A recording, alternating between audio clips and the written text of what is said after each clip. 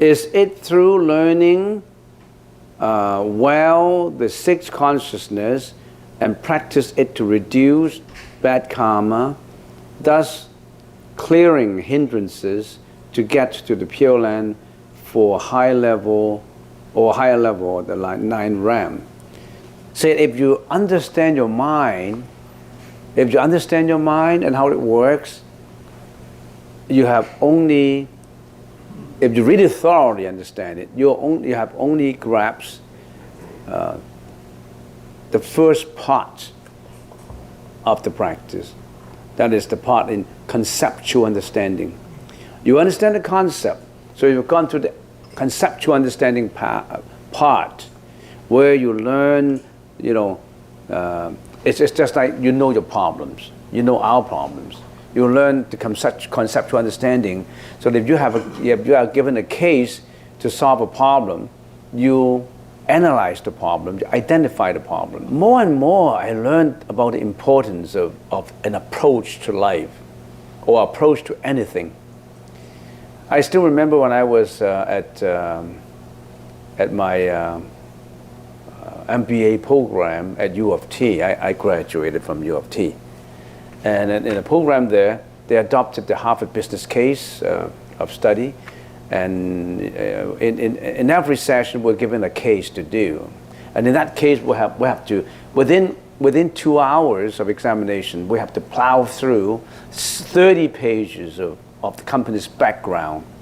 Company's background and with charts and figures and budgets and all the information. They're crowded and they're with at least 30 pages with figures and everything, with company background, what it has confronted with, and then the question is, can you help this company? So in 2 hours you have to help this company. How do you help it in 2 hours? So we have been given some techniques. The first one is what? You have to, of course, you got to read through the cases, and you can't just, if you're not a fast reader, you flunk. I mean, that's it. You can't. You have to read fast and pick the important information. You have to plow through 30 pages fast, and really have to, under pressure, to do it. And then, after reading it, then what do? You have to identify the problem. You just jump ahead and that's it. But how do you do it? The first one is, when we were plowing through it, we're highlighting. We're putting marginal notes. That's the problem. Problem one, problem two. It's not just going through it, reading it. At the same time, we are eyeballing it, and we are also scribbling on it. This is a problem. Identify the problem. So, after we identify the problem, what do? We want to find out, the second procedure is to find out the causes of the problem. Identify the problem is just identify it. Look, the problem is there's a personnel relationship problem. The problem is it has a budgeting problem. And then it has a consumer behavior problem. And then it has a production problem. Something happened in the factory, all that. So many problems. But first of all, you have to identify them. After you identify them, what do? Not enough. You have to find out causes of the problem. Why is that problem brought about? The causes at the same time. And after you identify the causes of the problems, what do? Then you're more comfortable. If I am the candidate writing the exam, and I have 2 hours, if I can spend my first 1 hour in reading it, putting out marginal notes, I identify the problem, and then I find out the causes of the problem, I'm well on my way to pass. Because the next hour is just like how to design a method to solve the problems. And designing the method to solve the problems are multifaceted. To you, that's how you solve the problem. To him, this is method A, method B, method C, method D. I mean, so many methods. The professor can say your method is terrible. No, this is my method. And this is how I do it. The professor is looking at how do you identify the problem? How do you find the causes of the problem? If you know the causes of the problem, you know how to design a method to do it. If you know that the causes of the problems is in the wastage of the factory production, then you know that's the problem. If you find the problem is the market trend is not for this kind of product. It's outdated already. You are still on Olympic typewriter. You fail because right now they got keyboards, $10 a keyboard. How can you steal an Olympic typewriter to type out your information? So it is exactly what the Buddha is teaching, is telling you. You have to study your consciousness, know the problem, know the causes of the problem. Why did the Buddha has to go through all this detail in explaining all these problems to you? Some people, I sometimes have received comments on the YouTube. I put a lot of YouTube lectures in there, probably you realized it. And most of the cases, I'm not bragging or anything like that. You can always check the comments, good comments. And sometimes they're not so good comments too. The not so good comments usually say, how do you know this, how do you know that? But of course we have to deal with that. So what we really have to do is I want you to know the problems, then you find out methods to solve them. And the Buddha also gave you methods to solve this problem. And he had laid out 10 ways to going to the same objective.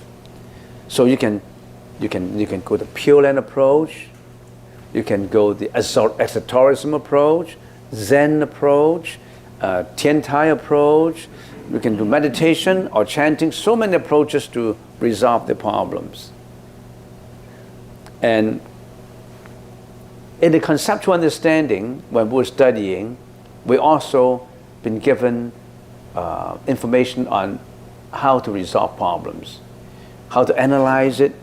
In other words, we have analytical tools, how to do budgeting, how to curve it, how to write curve, how to analyze this. That's exactly what the Buddha taught us.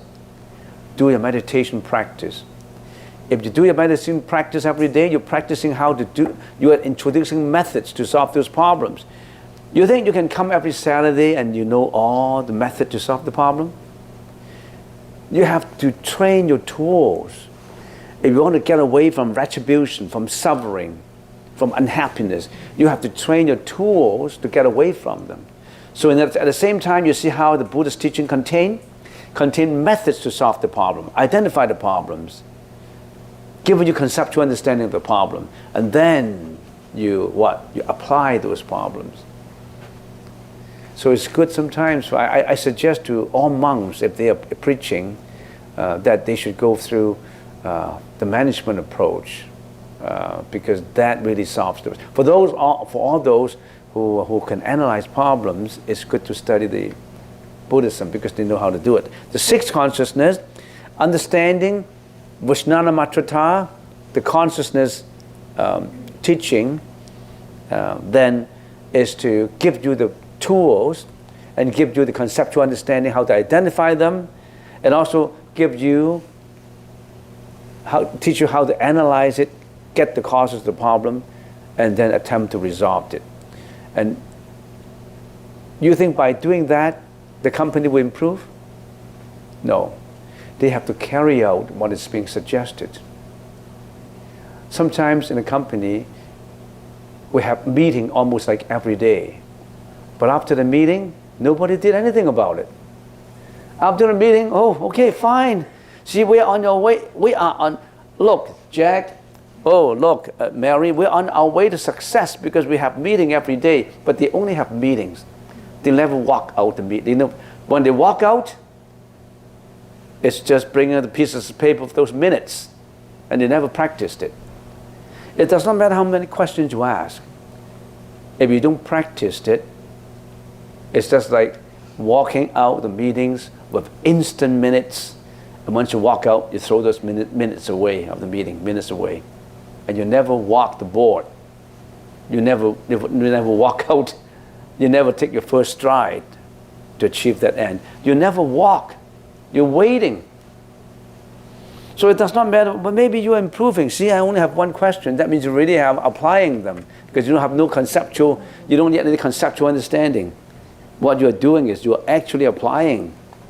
So you're not asking any conceptual question, which is good, you know. So you really have to do it.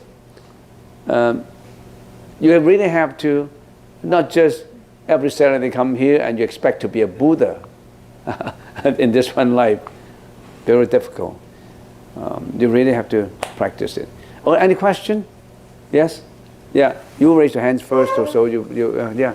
So the question is, if you can't listen or if you can't hear what's been said, is you're in the business of controlling pests in restaurants so that restaurants can be more hygienic and there will be no passing of germs and all that. We just report on the information. Huh? We just report the information. We Yeah. will gather the information. That's Yeah, all. you gather information and they would do the control. Yes. Yeah, I think what you're doing has good intention, because you don't want the germs to be spread onto food, and you want to protect health of all those who are consuming the food. I don't think you have anything to worry about, because you are passing your analysis of how to control this. But then one of the very important criteria, which is in my mind, one should tell them that, look, you have to always keep your kitchen clean. If you're messy with your own kitchen and you attract all those pets and rats and cockroaches and all that in there, actually you're inducing more killing. So I think the main criteria is you should keep your kitchen clean as the first priority. It's all boiled down to intention. Your intention is to keep the restaurant clean. Your intention is to prevent infestation. To keep down infestation. Your intention is to improve the health of those who come here to come in to enjoy the food. And your intention is to make sure that they know how to keep their kitchen clean. Oh yes. On the other side of it, Venerable, the restaurants do serve meat, and they do also serve alcohol. Well, if they serve meat, they sell alcohol. It does not matter whether you do your test or not. They're still selling that, right?